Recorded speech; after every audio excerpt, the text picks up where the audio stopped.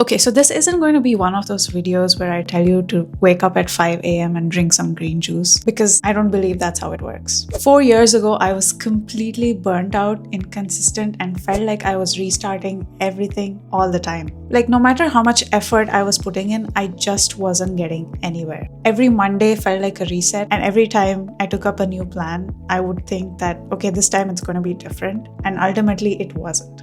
I kept finding myself in the same cycle, asking the same question over and over again.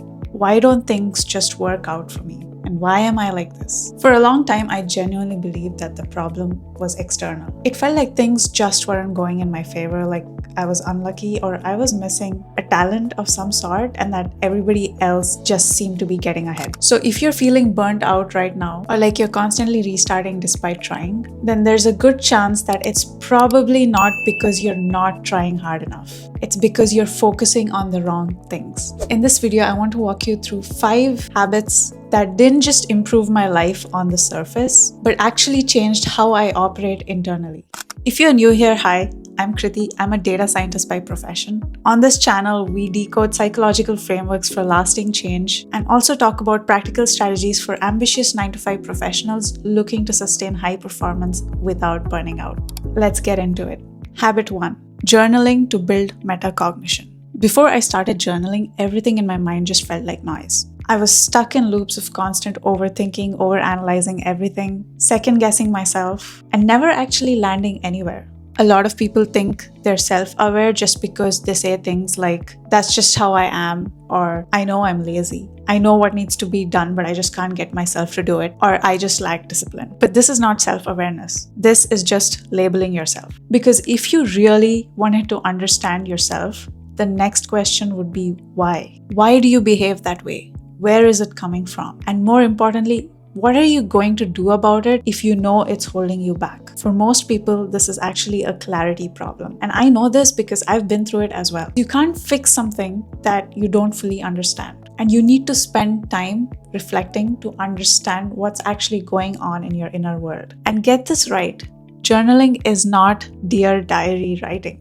It's the process of using writing as a tool to process your emotions faster, to understand your patterns, and to actually build self-awareness. Because when you write something down, you're forced to slow down and translate what you're feeling into words. You can go from a vague feeling like, I'm just feeling off, to something more specific like, I feel off because I'm comparing myself. Or I'm feeling off because I didn't follow through on something that I said I would. Or I'm avoiding a decision that I know I need to make. Now that level of clarity gives you something to actually work with. And this is called metacognition, to be able to think about your own thinking. And it's one of the most underrated skills of emotional intelligence that you can build. Because once you learn to step back and observe your thoughts clearly, you create a gap between you and your thoughts and your feelings. And in that gap, you can pause, analyze, and choose differently. And over time, you also get better at articulating what's happening internally, which makes decision-making, communication, and even emotional regulation a lot easier. Habit 2. Exercising to regulate your internal state. So I'm not here to list the scientific benefits of exercise here. I'm telling you this from the lens of identity transformation. If your emotions are unstable, your habits will be as well. Let me ask you something. How many decisions have you made when you were feeling low, unmotivated, or anxious that you regretted later on? It could be something like binge eating, drinking, doom scrolling, or procrastinating, avoiding doing something that you know you should be doing. And yeah, I know in that moment, it all feels justified. It feels like you're just coping, or you're waiting to feel better until you can start doing it. And that's okay once in a while. But when it becomes really frequent, it starts to reinforce a cycle. It's a cycle of short-term relief followed by guilt, or followed by even lower energy. And over time, that's what can lead to burnout, anxiety, and even depression. And I didn't realize this at the time. The problem wasn't just my habits or productivity. It was how I managed my internal state. And exercise at its core is one of the most effective ways to regulate your mind, build control over your inner state, and start breaking the cycles that are keeping you stuck. For example, replacing food cravings with a behavior that actually requires some effort, like going to the gym.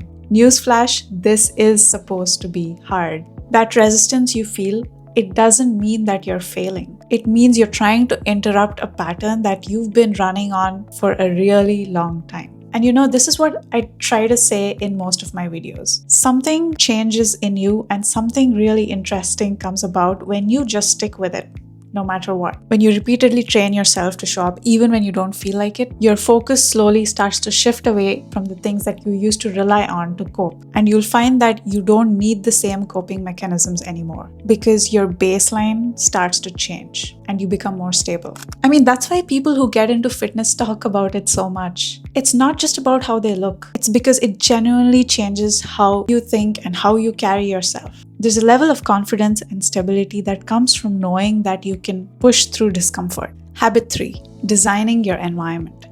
I can't say this enough. Your environment plays a much bigger role in your life than most people realize. It can either support you or work against you every single day. And for a long time, mine was working against me. My space was cluttered, and so my mind also felt cluttered. And I didn't ever think to question it because I'd been living that way for a really long time and it was just normal. One of the first things that I changed was my wardrobe. I stopped shopping trends and I focused on building a capsule wardrobe instead.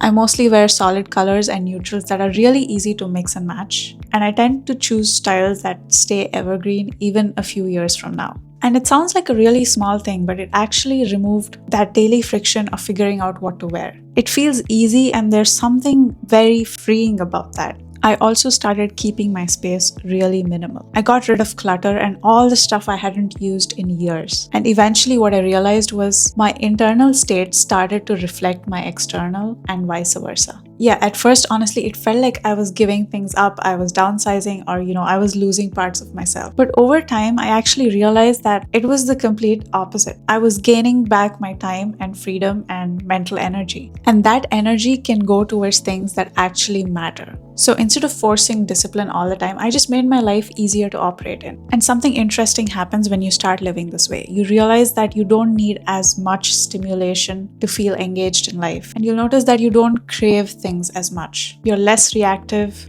more grounded, and naturally more disciplined. Not because you're trying harder, but because you simply need less. Habit 4, cultivating an abundance mindset. I once read somewhere that the most underrated sign of wealth is how little you worry. And that is so true. For a long time, I was operating from a mindset of restriction. Every decision was being filtered through questions like, can I afford to eat this? I mean, calorie-wise. Can I wear this? What if this purchase is a mistake? What if this piece of content is revealing too much? But looking back, I can see that I was operating from a very fixed mindset. Everything felt scarce. My time, my energy, my opportunities, and that also shaped how I showed up in life. And even when I was doing just okay, that way of thinking was actually keeping my life and my identity really small. Like I just couldn't afford to make a mistake because I would feel really, really bad after. So that kept me cautious, hesitant, and always trying to stay within invisible limits that I had created for myself. And at some point, I realized I had to shift from, can I really afford to do this? To, what would make this feel normal to me? And that might sound like a really small shift, but it leads to a completely different identity over time. Let me give you an example. Like if I want to eat dessert after a meal, now I will because I know I'm consistent at the gym and it's not going to throw me off track. It's just a part of my life and knowing that is just freedom. Unlike before, when I was struggling to be consistent at the gym, I would restrict myself from enjoying the little things because I didn't trust that I could actually eat the dessert and still stay okay. A good way to also think about this is to start asking yourself, will this choice really matter at the end of the week, at the end of the month, or at the end of the year? So this is really about not focusing on shrinking your life to fit your current reality, but to start expanding yourself to create a new one. And it doesn't mean that you need to be reckless with your spending or eating, ignoring reality altogether. It means you need to think long term and make decisions from a place of self-trust, not fear or scarcity. It means raising your standards and trusting yourself to actually hold them by doing what you said you would do. And also saying no to things that don't align and saying yes to things that do without any hesitation. Ultimately, this comes down to who you believe you are and what you believe you deserve. Because life will always grow or shrink to match the level of standards that you're willing to hold. Habit 5. learning to work with yourself. We've been taught, especially through hustle culture, that consistency means doing the same thing at the same time every single day, no matter how you feel. And if you can't keep up with that standard, the assumption is that you're not doing it right. So people try to force the standard and then ultimately give up because you're not able to keep up. I used to do the exact same thing. It was all or nothing. I either had a perfect productive week or everything fell apart and I had to start all over again. But over time, I realized that consistency isn't about being perfect all the time. It's about continuity. It's about staying in motion, even if that action looks different from one week to the next. Of course, some weeks you're going to be at 100%.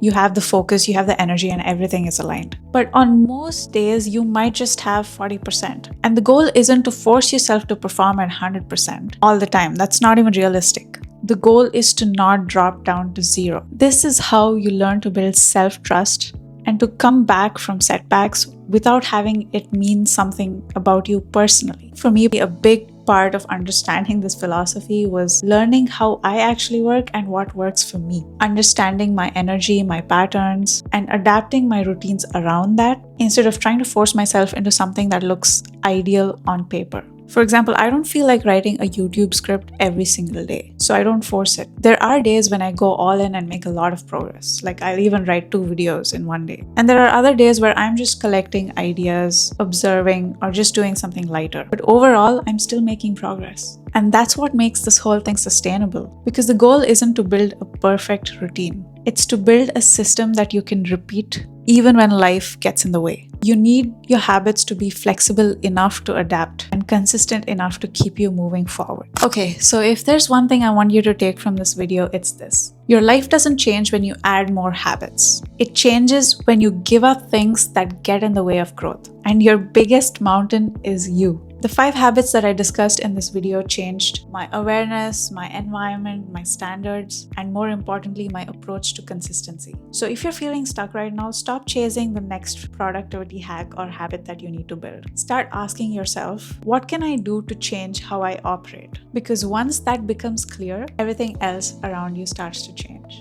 If you like this video, make sure to subscribe to the channel, hit like or share it with a friend who could use it. Thanks for watching, and I'll see you in the next video.